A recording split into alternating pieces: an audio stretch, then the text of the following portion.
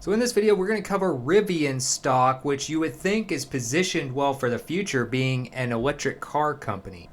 But just because you have a good idea doesn't mean it always works out. So we're going to go and do a full deep dive into Rivian. First, let's look at a roundup of some of their news just to see how things are going in 2025. So they actually revised their delivery forecast amid a cooling EV market. Right off the bat, that's not good. The EV market in general doesn't seem to be great right now. Also, of course, the US government, while they did used to kind of support EVs, now they don't have as many incentives for people to buy EVs in terms of tax credits and stuff like that. So that's probably not helping. In October, they narrowed their full year 2025 delivery forecast down to 41,500 to 43,500. A slight reduction from previous estimates. Third quarter production was lower than the previous year, and R1 updates, the second generation R1S and R1T models were refreshed with hardware updates and some new things. But they've had mixed results in the first half of 2025. They achieved its first ever positive gross profit in the first quarter. However, in the second quarter, it missed profit expectations and widened its full year loss forecast. So pretty much since Q2, it's been kind of downhill in terms of, doesn't mean it's like snowballing, but just means that, they are not as bullish on the rest of the year after Q2. They did actually get a Volkswagen joint venture. A major $5.8 billion joint venture with Volkswagen was a significant positive development. They had a development with HelloFresh in April, which is a partnership with meal kit providers, one of the bigger meal kit providers, and then focus on efficiency as well. So essentially with their business model, you are looking at an electric car company, what they call premium electric adventure vehicles and commercial vans through a direct-to-consumer model. And they also plan to generate revenue from a range of services, including financing, insurance, charging stations, and software upgrades. The analysts do actually expect them to be at a loss of approximately 72 cents per share and 1.46 billion in revenue for Q3, which they will report on November 4th of this year, so coming up pretty soon. And again, we already covered that they lowered their guidance a little bit on how much they thought they would produce and sell. Now let's look at their actual stock numbers. So if you look at, say, the past 6 months, they're up 3.08%, which is not that great considering how the general market's been doing, like the S&P 500.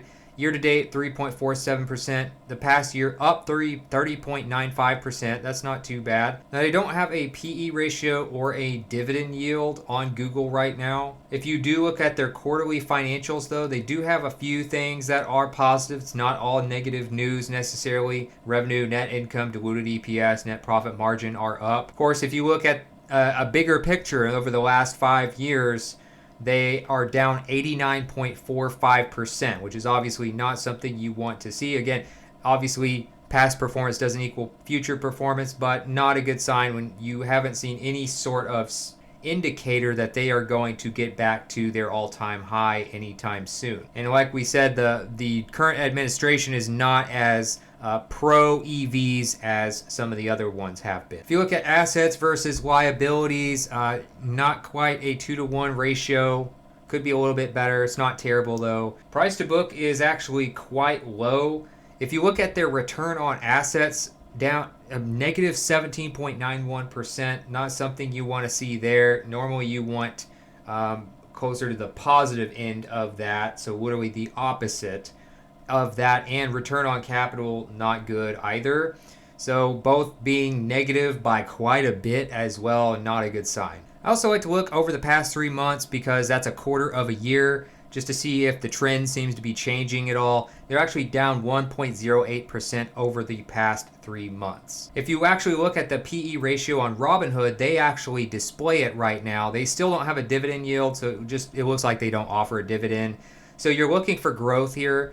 Price to earnings ratio, though, is negative 4.17, which usually means that the company is not profitable. As far as what hedge funds are doing, so they increased it slightly in Q1 versus selling.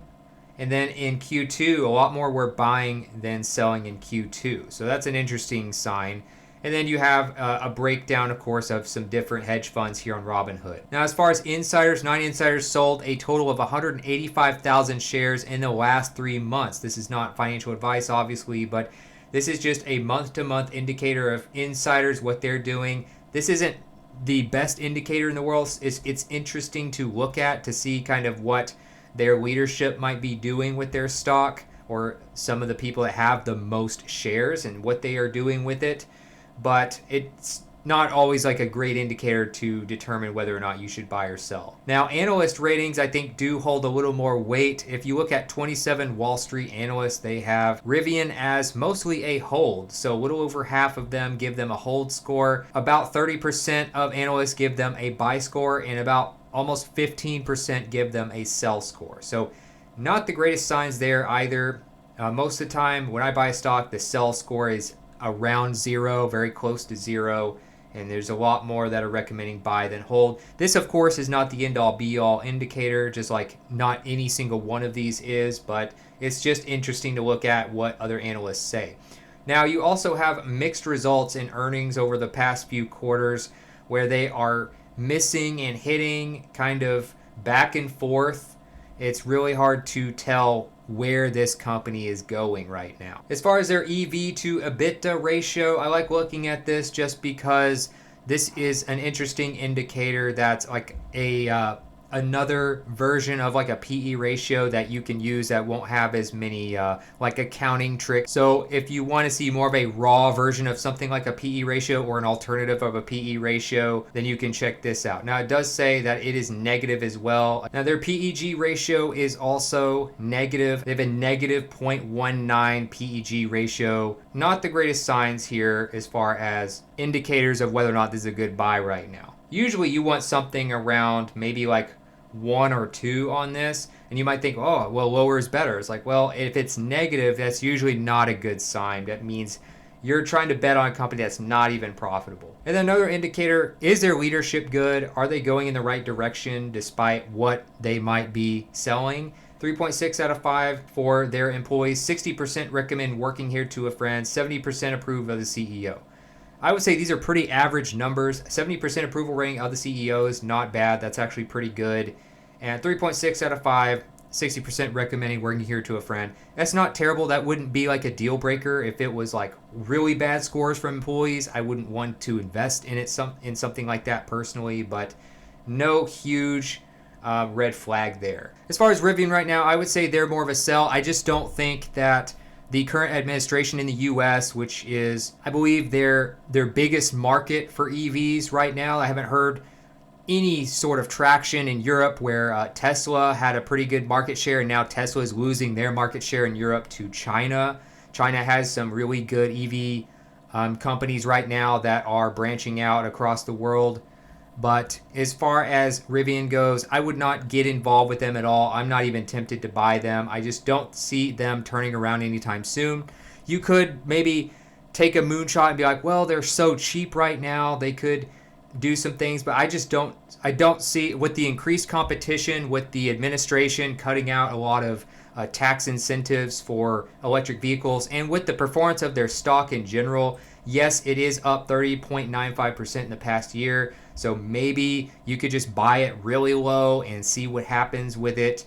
But I just think there are a lot of better options out there, and I would like to see kind of the direction of EVs going forward, and whether or not Rivian can really even be competitive with China, Tesla, and the growing fleet of EVs coming from GM and Ford. Obviously, none of this is financial advice, though.